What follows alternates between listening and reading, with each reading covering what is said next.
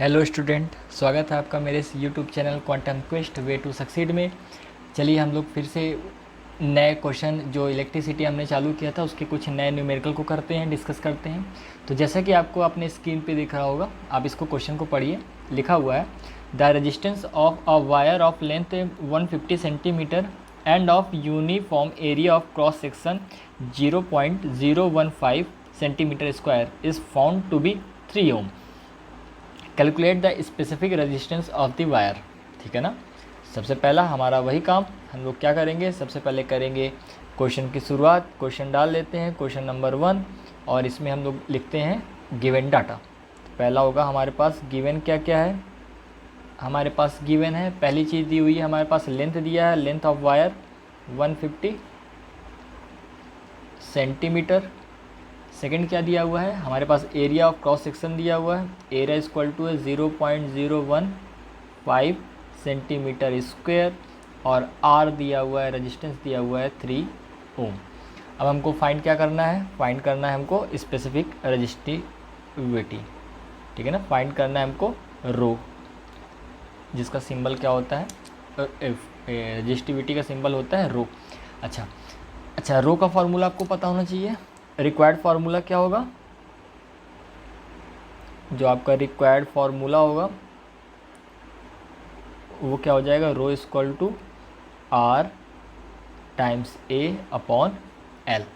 बस आपको direct value रखनी है और आपका आंसर आ जाएगा। चलिए वैल्यू रखते हैं, तो क्या आ जाएगा, 3 ओम इंटू 150। अच्छा, यूनिट देखिए सेंटीमीटर में है, ये भी सेंटीमीटर में है, कोई दिक्कत नहीं, आप डायरेक्ट रख सकते हो। ए अपॉन एल कितना आ जाएगा, 0 पॉइंट। अच्छा, यहाँ पास देखना थोड़ा सा, हाँ ठीक है। अच्छा, कुछ गड़बड़ कर दी, हाँ गड़बड़ कर दी है, सॉरी। रो इक्वल टू क्या आ जाएगा, आर कितना है 3 ओम, एरिया कितना है 0.015 अपॉन 150। ठीक है ना। आप इसको हटाओगे, पॉइंट को हटाओगे तो कितना आ जाएगा आपका, 1000 इधर आ जाएगा, यानी बचेगा 3 इंटू 15 अपॉन 15, और ये जो 15 150 लिख सकते हैं। और ये जो आपका आपका 1000 है, इसको आप 1000 अलग रखो, ये कैंसिल हो जाएगा कितने बार में, 10 टाइम्स में, तो ये आपका आ जाएगा 3 इंटू 10,000। और जब इसको आप सॉल्व करोगे फर्दर तो क्या आ जाएगा, 0.0003, और ये ओम और ये सेंटीमीटर में आएगा। ठीक है ना। यहाँ याद रखिएगा यूनिट, आप ओम आपको याद होगी, आपको ओम मीटर यूनिट याद होगी, लेकिन यहाँ पास यूनिट क्या आएगी आपकी, ओम सेंटीमीटर में आएगी। ठीक है ना। आपको दिख रहा होगा जैसे ये जो आपकी यूनिट आएगी ओम सेंटीमीटर में आएगी, तो यहाँ आप गलती मत कीजिएगा। ठीक है ना। ये आपका आंसर हो जाएगा रो। चलिए इसके बाद हम लोग अच्छा क्वेश्चन एक उठाते हैं। देखिए आपको अगले स्क्रीन पे दिख रहा होगा अगला क्वेश्चन, पढ़िए उसको। बोला है, जो क्वेश्चन बोला है, a wire has a resistance of 5 ohm, calculate the resistance of a wire of same material whose length is 3 times and area of cross section is 4 times the first wire. यानी आपको कोई wire दिया हुआ था। देखिए मैं इसका diagram भी बना के दिखा देता हूँ कैसा होगा। जैसे आपको एक पर्टिकुलर क्या दिया हुआ था, एक तार दी हुई थी, ये इसकी कंडीशन थी, और इसका जो लेंथ था वो कितनी थी, लेंथ इसकी मान लेते हैं एल थी, और जो इसका क्रॉस सेक्शन एरिया आ रहा था, मान लेते हैं ये इसका जो क्रॉस सेक्शन एरिया आ रहा था वो कितना आ रहा था, ए आ रहा था। अब उसने बोला है, और इसका रेजिस्टेंस कितना था, 5 था। चलिए इसको हटाते हैं अभी। अब वो बोल रहा है कि आप एक नई कंडीशन लो और सेम मटेरियल, कोई दिक्कत नहीं है, ये मटेरियल यही है, बस आप क्या करो, ये जो आपका मटेरियल आ रहा है ना, तो इसकी आप लेंथ को, क्या बोला है उसने, हुज लेंथ इज़ 3 टाइम्स, तो उसकी लेंथ को आप 3 गुना बढ़ा दो, 3 टाइम्स बढ़ा दिया हमने लेंथ को, और जो एरिया ऑफ क्रॉस सेक्शन है उसको 4 टाइम्स कर दो। यानी अच्छा, ये तो पहले बना दिया मैंने, चलिए वो कोई दिक्कत नहीं है, आप समझ जाएंगे, होशियार बच्चे हैं। तो ये जो आपको लेंथ क्या कर दिया है, 4 टाइम्स कर दिया है, 4 टाइम्स कर दिया, और जो आपका इसका एरिया था, एरिया को कितने टाइम्स कर दिया है, सॉरी नहीं, लेंथ को आपको 3 टाइम किया है, और जो आपका एरिया है उसको क्या किया है 4 टाइम्स किया है, ठीक है ना, 4x कर दिया है, ठीक है ना। अब इसमें ये पूछा है और ये किसके x में किया है, ये इसके रिस्पेक्ट में किया है, यानी ये l थी तो अगर मैं मान लेता हूँ पहले कितनी थी l थी तो अब कितनी हो गई 3l, अगर ये a थी तो अब कितनी हो गई है 4a हो गई है, ठीक है ना। अब हमको नया रिलेशन फाइंड करना है कि इसके बीच में जो रिलेशन आएगा वो क्या आएगा r का, ठीक है ना। चलिए फाइंड करते हैं, तो हम लोग क्या करते हैं पहला केस लेते हैं, केस फर्स्ट, जो आपका केस फर्स्ट हम लेते हैं। अच्छा यहाँ पर आप अंडरस्टैंडिंग को अपनी बनाइएगा, ठीक है ना। ऐसे क्वेश्चन आपको अभी भी मिलेंगे, बोर्ड पे भी मिलेंगे, आपको 12th में जब इलेक्ट्रिसिटी आप पढ़ोगे तब भी मिलेंगे, और जब आप कोई भी एंट्रेंस एग्जाम दोगे इस तरह के क्वेश्चन भरमार होती है, ठीक है ना। आपको कहीं ना कहीं ये टकराएंगे, इसलिए आप इस अभी से कॉन्सेप्ट बनाइए, आप 10th क्लास में आपको अच्छा बेस बन सकता है, ठीक है ना। ये आपकी सही टाइमिंग है किसी भी कॉम्पिटिशन में उतरने के लिए। चलिए शुरू करते हैं। तो पहला क्या कहा है, पहला उसने कहा है कि अच्छा यहाँ पास एक बात याद रखिएगा, जो R है वो 5 ओम है, ठीक है ना, 5 ओम है। और इस बार क्या पूछा है इसने, R पूछा है, इसका R फाइंड करना है। मान लेते हैं ये R डैश है, ठीक है ना। तो पहले केस में क्या होगा, पहले केस में हम समझते हैं कि जो हमारे पास एक रिलेशन है एल ए का R के साथ, वो क्या है R equal to rho L और A है, ठीक है ना, ठीक है। अच्छा यहाँ पास ये याद रखिएगा कि जो आपका मटेरियल होता है उसने कहा है, देखिए क्वेश्चन को पढ़िए, resistance of a wire of same material, यानी आपको मटेरियल नहीं बदलना है। अगर मटेरियल नहीं बदलना है इसका मतलब ना इंसुलेटर से एलॉय बनाना है या कंडक्टर बनाना है, ऐसा कुछ नहीं है। आपने एक बार कंडक्टर ले लिया तो कंडक्टर ही रहेगा, यानी उसकी रजिस्टिविटी को आपने फिक्स कर दिया। सेम मटेरियल का मैं मतलब बता देता हूँ, सेम मटेरियल का मतलब होता है रो क्या हो गया आपका कांस्टेंट हो गया, ठीक है ना, रो आपका कांस्टेंट हो गया।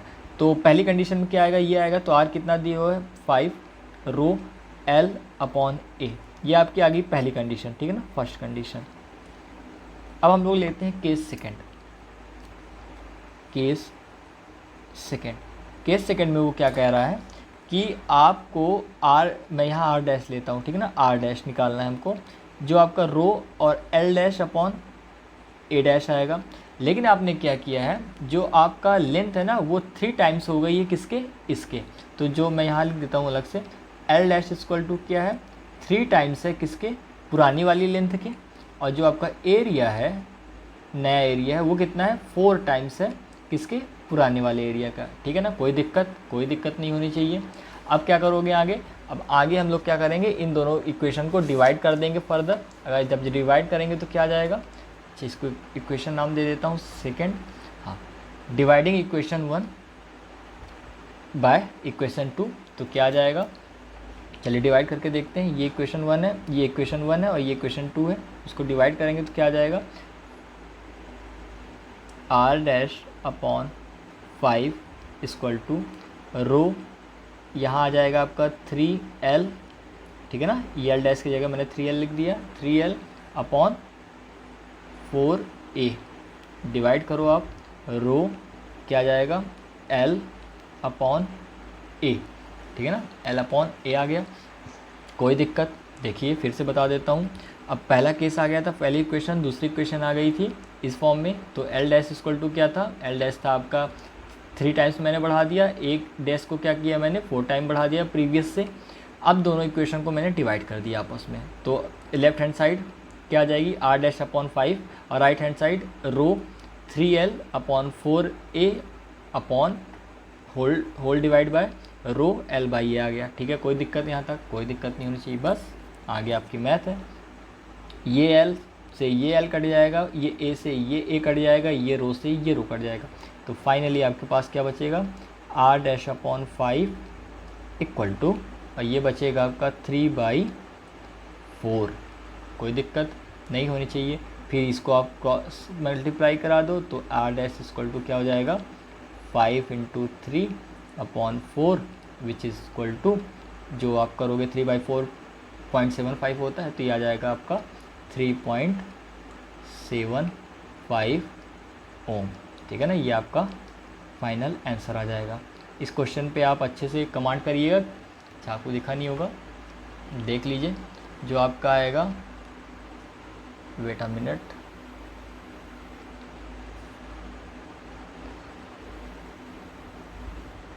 ये आपको दिख रहा होगा कि जब आप इसको डिवाइड करोगे तो ये आपको क्रॉस मल्टीप्लाई करोगे, 5 इधर चला जाएगा, 5 3 15 अपॉन 4, 15 अपॉन 4 करोगे तो 3.75 आएगा, ठीक है ना, ओम आएगा। ये आपका आंसर हो गया। इस क्वेश्चन पे आप अच्छे से कमेंट करिएगा, ठीक है ना, क्योंकि ये आपके कंपटीशन के लिए इंपॉर्टेंट है। चलिए अगले क्वेश्चन पे बढ़ते हैं। हाँ, नेक्स्ट क्वेश्चन आप पढ़िए। नेक्स्ट क्वेश्चन जो आपके स्क्रीन पे है उसको पढ़िए। A uniform wire with a resistance of 32 ohm is divided into 4 equal parts and they are joined in parallel. Calculate the equivalent resistance of the parallel combination. ठीक है, इजी क्वेश्चन है, बहुत इजी क्वेश्चन है। उसने कहा है कि आपका कोई एक यूनिफॉर्म वायर है जिसका रेजिस्टेंस कितना है, 32 ओम है।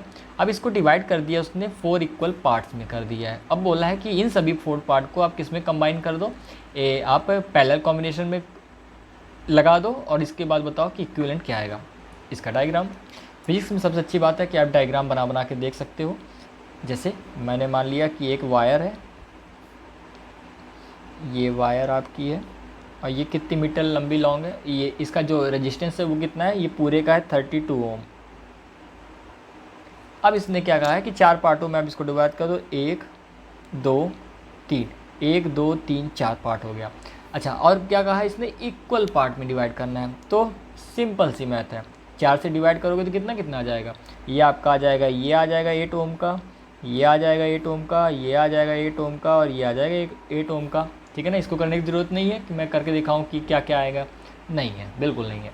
तो आपका जो इंडिविजुअल आ गया, मान लेते हैं ये R1 आ गया, ये R2 आ गया, ये R3 आ गया और ये R4 आ गया। बस आपको इसको पैरेलल कॉम्बिनेशन में लगाना है।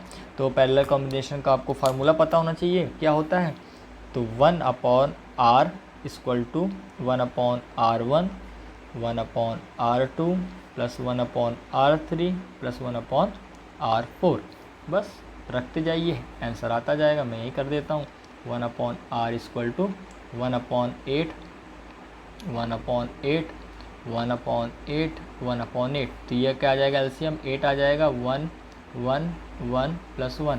तो 1/R इक्वल टू क्या हो जाएगा, 4/8 विच इज इक्वल टू 1/2। अच्छा, क्या ये आंसर हो गया, नहीं होगा। बिल्कुल, आप हमारे छात्र हैं, स्टूडेंट हैं, आपको पता होगा कि ऐसी गलती नहीं करनी है। 1/R इक्वल टू क्या है, 1/2 आया, लेकिन हमको निकालना है R, तो इसको हम क्या करेंगे, रेसिप्रोकल करेंगे। तो R इक्वल टू आ जाएगा 2 ओम आंसर। ठीक है ना। चलिए आगे बढ़ते हैं अगले क्वेश्चन पे। अगला क्वेश्चन पढ़िए जो दिया हुआ है, अच्छा क्वेश्चन है। Resistance of a conductor of length 80 centimetre is 4 ओम। एक कोई रेजिस्टेंस है कंडक्टर का, उसकी लेंथ कितनी है, 80 सेंटीमीटर है, उसका रेजिस्टेंस कितना है, 4 ओम है। ठीक है, कोई दिक्कत नहीं है। इसके बाद बोला है calculate the resistance of a similar conductor of length 400 centimetre. बहुत ईजी क्वेश्चन है, लेकिन थोड़ा कॉन्सेप्ट वाला है आपके लिए, तो आप इसको अच्छे से देखिए। उसने कहा है कि एक कोई वायर है और वो कितनी लंबी है, वो लंबी है आपकी 80 सेंटीमीटर लंबी है। अगर 80 सेंटीमीटर लंबी है और उसका जो रेजिस्टेंस है वो कितना है, 4 ओम है, तो आप कैलकुलेट करो कि अगर लेंथ उसकी 400 सेंटीमीटर होगी तो उसका रेजिस्टेंस कितना आएगा। फिर ध्यान दीजिएगा यहाँ पास इसने ये बोला है, चलिए पहले लिख देता हूँ फिर आपसे ही पूछता हूँ। उसमें क्या क्या गिवन है, उसमें आपको दिया हुआ है, क्वेश्चन लिख देते हैं। यहाँ आपको गिवन है कि जो पहली लेंथ है L1 कितना है, 80 सेंटीमीटर, तो उसका रेजिस्टेंस कितना आया है, R1 कितना है, 4 ओम है। अगर वो बोल रहा है कि आप लेंथ को क्या कर दो, 400 सेंटीमीटर कर दो, तो आपकी जो R2 आएगा वो कितना आएगा। ठीक है ना। अच्छा, फिर से वही रिलेशन, सर हम जानते हैं कि रिलेशन क्या होता है, R इक्वल टू होता है रो L अपॉन A, यही होता है ना, बिल्कुल यही होता है। लेकिन यहाँ आपको 2 बातें याद रखनी है। ठीक है ना। पहली बोल रहा है कि resistance of a conductor of length this and calculate resistance of a similar conductor. उसने बोला है similar conductor, similar conductor, similar conductor का मतलब क्या होता है? सिमिलर कंडक्टर का मतलब होता है रो आपका क्या हो गया? सेम है, यानी कांस्टेंट है।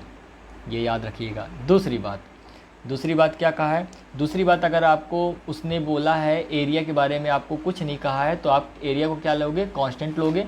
अगर आपको एरिया कांस्टेंट नहीं भी लेना है तो आप सपोज़ कीजिए, आप जब आप इसका डेरिवेशन करते हो तो आपको क्या मिलता है? जब आप डेरिवेशन करते हो, वेट अ मिनट, जब आप इसका डेरिवेशन करते हो तो आपको सबसे पहले बताया जाता है कि R प्रोपोर्शनल है L के, और फिर बोला जाता है R इन्वर्सली प्रोपोर्शनल है R प्रोपोर्शनल है L के और इन्वर्सली प्रोपोर्शनल है एरिया के। तो ठीक है ना, तो हम इससे डायरेक्ट करते हैं ना, क्या ज़रूरत है हमको? तो हम डायरेक्ट लिख सकते हैं R1 प्रोपोर्शनल टू L1 और R2 प्रोपोर्शनल टू L2। कोई दिक्कत नहीं है, दोनों को डिवाइड कर दीजिए तो क्या आ जाएगा? R1 upon R2। अब यहाँ पास अगर आप इसकी प्रोपोर्शनलिटी को हटाएंगे तो कोई एक कांस्टेंट आएगा ना, तो वो तो दोनों मटेरियल के लिए सेम होगा। सपोज़ कर लेते हैं कि K1 आता है, K आता है कोई भी मटेरियल, और लेंथ L1 आई, और यहाँ K2 आता है और यहाँ L2 आई। लेकिन आपको पता होना चाहिए सेम मटेरियल के लिए K1 इक्वल टू K2 क्या होंगे? बराबर होंगे। तो ये दोनों कैंसिल आउट हो जाएंगे। तो R1 upon R2 equal to L1 upon L2। So simple. बस R1 कितना दिया हुआ है? 4 ओम। R2 कितना है? फाइंड करना है। लेंथ कितनी दी है L1 की? 80 सेंटीमीटर, और L2 कितनी है? 400। तो ये आप जब कट लोगे तो कितना आ जाएगा? करो, R2 इक्वल टू आ जाएगा, R2 इधर 400, 4 इंटू 400 अपॉन 80, सिंपल 16 हो जाएगा, और ये 80 हो जाएगा, तो ये आ जाएगा 20 ओम आंसर। शायद आपको नहीं दिखा है, फेस कर देता हूँ। R1 upon R2, L1 upon L2, value रख दी R1 की 4 ओम, R2 निकालना था, L1 की रख दी 80 सेंटीमीटर, L2 की रख दी 400 सेंटीमीटर। बस आपको R2 निकाला था तो क्रॉस मल्टीप्लाई करो तो डायरेक्ट कर सकते हो, 8 से कर दो तो 8 5 40, 8 5 20, कोई दिक्कत नहीं। ओके, चलिए इतने सिंपल सवाल आपने कर लिए हैं, सॉरी इतने अच्छे कॉन्सेप्ट के आपने सवाल कर लिए, तो एक थोड़ा इजी वाले क्वेश्चन भी करा देते हैं। तो देखिए अगला question, when a 12 volt battery is connected across a unknown resistor, there is a current of 2.5 milli ampere in the circuit, find the value of resistance of the resistor. Very simple question लिखो अच्छे से। दूसरा, आपको circuit बनाना हो बना सकते हो, नहीं तो ये डायरेक्ट भी सॉल्व हो जाता है, लेकिन मैं सर्किट बनवाऊंगा आपको। सर्किट बनाने से आपको क्या होता है? विज़न आपका अच्छा होता है कि क्या कह रहा है क्वेश्चन। उसने बोला है कि अ 12 volt battery is connected across a unknown register. ये कोई भी अननोन रजिस्टर है, उसके अक्रॉस कितनी वोल्ट बैटरी मैंने लगा दी? 12 वोल्ट की बैटरी लगा दी। ये 12 वोल्ट की बैटरी लगा दी, और ये क्या प्रोड्यूस कर रही है? ये करंट प्रोड्यूस कर रही है कितना? 2.5 मिली एम्पियर। यहाँ ध्यान दीजिएगा, मिली एम्पियर कहा है, तो उसको क्या बोला है कि आप ये R की वैल्यू निकालो। सिंपल, बाय ओम्स लॉ क्या कहता है? V प्रोपोर्शनल टू I, तो V इक्वल टू RI। बस निकालिए, R इक्वल टू क्या हो जाएगा? V by I। तो V कितना है? 12 वोल्ट, ये V लिखा हुआ है, ठीक है ना, V। और करंट कितनी है? 2.5। अच्छा, यहाँ ध्यान दीजिएगा, मिली एम्पियर का है, तो मिली में कितना होता है? 1 एम्पियर वैसे होती है, यानी जो स्टैंडर्ड फॉर्म होता है, तो 1 मिली एम्पियर कितनी हो जाएगी? 1 मिली एम्पियर हो जाएगी 10⁻³ एम्पियर, ठीक है ना। तो ये आ जाएगा 10⁻³ अब इसको जब आप सॉल्व करोगे तो क्या आ जाएगा? जब आप इसको सॉल्व करो, सिंपल सी मैथ है आप इसको लगाइए मैथ, तो ये आ जाएगा आपका 2 पॉइंट इधर चला जाएगा, तो ये एक 0 आ जाएगा, यानी मैं इसको इधर दिखा देता हूँ, 12/25, और ये ऊपर जाएगा तो 10⁻³ हो जाएगा। इसको जब आप सॉल्व करोगे तो इसकी वैल्यू जो आ रही होगी, ये आएगी आपकी 0.48। जब इसको आप सॉल्व करोगे तो इसकी वैल्यू आ जाएगी, 25 से करोगे तो 25 से पॉइंट, और ये जाएगा 120, तो ये 4 बार में जाएगा, 4 बार में जाएगा तो 20 बचेगा 8, यानी 48 आएगा। तो यानी आपका आ जाएगा 48 और 00, यानी 4.8 आएगा, और 10⁻³ का आप मल्टीप्लाई करोगे तो कितना हो जाएगा 4800 ओम। इसको और एक तरीका लिखने का, तो आप लिख सकते हो R = जैसे ये लिखा हुआ है ना, अब इसकी जो वैल्यू आएगी वो आएगी 4.8 × 10⁻³ आप इस तरह भी लिख सकते हो, आप इस तरह भी लिख सकते हो, आप 4.8 किलो ओम भी लिख सकते हो, ठीक है ना। सब सही है, कोई दिक्कत नहीं है इसमें। सॉरी, कुछ गलती कर दी मैंने क्या? हाँ, यहाँ पास थोड़ा मिस्टेक हो गई थी, सॉरी उसके लिए। 2.5 को हटाएंगे तो यहाँ आपका 120 आ जाएगा, ठीक है ना, वही गलती आ रही थी। तो ये कितने बार में जाएगा, 4.8 बार में जाएगा, तो ये आप 4.8 × 10⁻³ ओम भी लिख सकते हो, 4800 ओम भी लिख सकते हो, और 4.8 किलो ओम भी लिख सकते हो, ठीक है ना। ये सभी आपका राइट होंगे, ठीक है ना। चलिए फिर इसके बाद हम लोग और अच्छे स्टैंडर्ड वाले क्वेश्चन के साथ मिलते हैं, ठीक है ना। Okay, thank you.